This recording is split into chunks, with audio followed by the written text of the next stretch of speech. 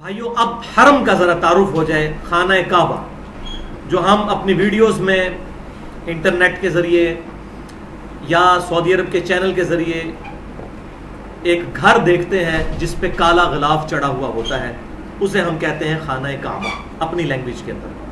اور وہ پوری مسجد جو ہے مسجد الحرام ہے، یعنی حرمت والی جگہ ہے، وہاں پر حرام کام کرنا بہت بڑا گناہ ہے. اس کا تعارف ہم سن لیتے ہیں.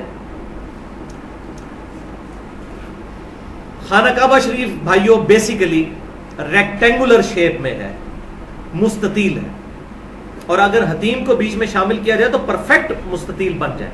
لیکن اس وقت بھی اگرچہ حتیم باہر ہے لیکن پھر بھی یہ ریکٹینگولر شیپ میں ہے خانہ کعبہ شریف.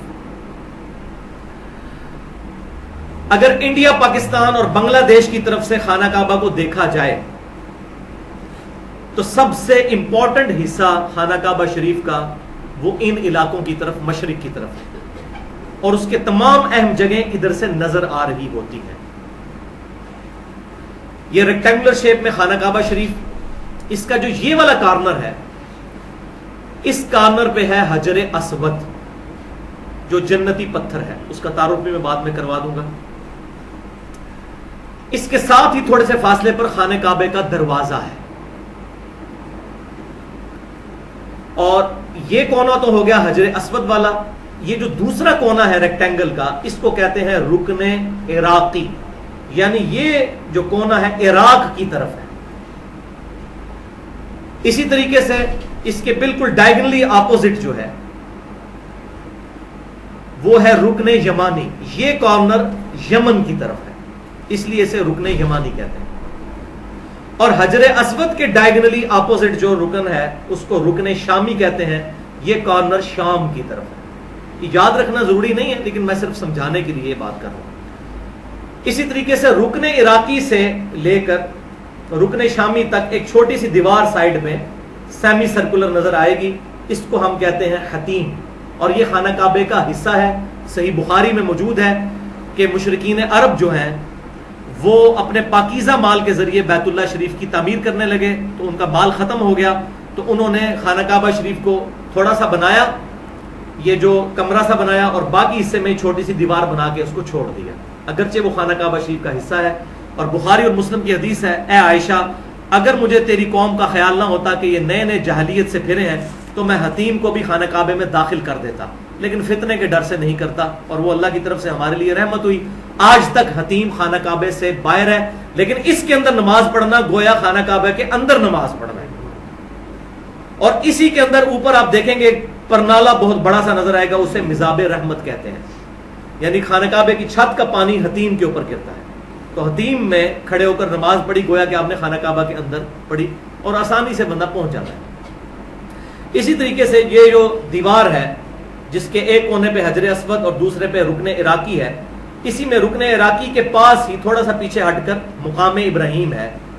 یلو کلر کی جالی، اور اس کے اندر وہ پتھر جس پہ ابراہیم علیہ السلام کے پاؤں مبارک کے نشان اب بھی موجود ہیں، اللہ تعالیٰ کی طرف سے معجزانہ طور پر، جس پہ کھڑے ہو کر انہوں نے خانہ کعبہ کی تعمیر کی تھی، جس کا ذکر قرآن میں ہے وَاتَّخِذُوا مِن مَّقَامِ إِبْرَاهِيمَ مُصَلًّى. اے نبی صلی اللہ علیہ وسلم، ابراہیم علیہ السلام کے کھڑے ہونے کی جگہ کو اپنا مصلی بنا لو.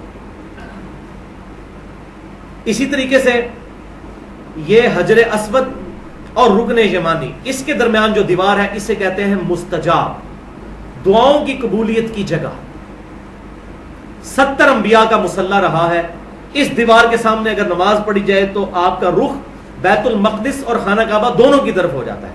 اسی لیے آپ صلی اللہ علیہ وسلم مدینہ شریف ہجرت سے پہلے یہیں پر کھڑے ہو کر نماز پڑھتے تھے تاکہ دونوں قبلے کی طرف منہ ہو جائے. لیکن پھر بعد میں حکم نازل ہوا کہ آپ بیت المقدس کی بجائے آپ خانہ کعبہ شریف کی طرف جب آرڈر ہوا ہے تو وَاتَّخِذُوا مِن مَّقَامِ إِبْرَاهِيمَ مُصَلًّى، وہاں پر کھڑے ہوں تاکہ یہ بات کنفرم ہو جائے کہ اب قیامت تک کے لیے مسلمانوں کا قبلہ خانہ کعبہ شریف ہے.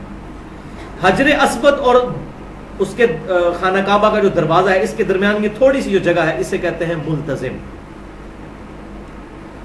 تو یہ سارے کے سارا خانہ کعبہ کے اعتبار سے تعارف ہو گیا. اور یہ خانہ کعبہ کی جو بلڈنگ ہے تقریباً 55 فٹ اونچی ہے، بہت اونچی ہے، 55 فٹ.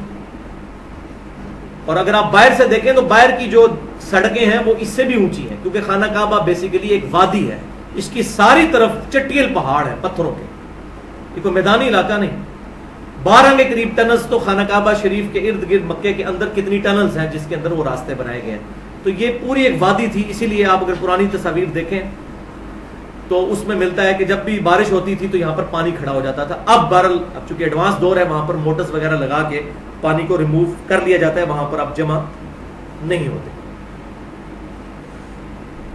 اسی طریقے سے بھائیوں، آپ جب حجر اسود والے کارنر سے تھوڑا سا پیچھے ہٹتے ہیں تو وہاں پر صفا آ جاتا ہے، اور صفا سے تقریباً 0.5 کلومیٹر دوسری طرف مروہ ہے۔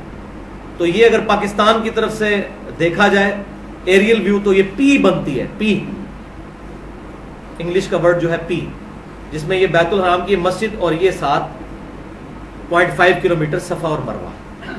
اسی طریقے سے مقام ابراہیم سے جب تھوڑا سا پیچھے آئے تو وہاں پر زمزم کے کولر لگے ہوئے ہیں یہاں پر، جو وہاں سے زمزم پینا وہاں پر کھڑے ہو کر سنت ہے۔ پہلے یہاں پر سیڑھیاں بھی تھیں، جب میں گیا تھا 2002 میں، اس وقت تو سیڑھیاں موجود تھیں، نیچے تک کنویں تک جاتے تھے، اب انہوں نے وہ کور کر دی ہے، وہ مطاف کو انہوں نے بڑا کرنے کے لیے۔ تو یہ جو پورا ایریا جس میں ہم طواف کرتے ہیں اس کو ہم کہتے ہیں مطاف، طواف کرنے کی جگہ۔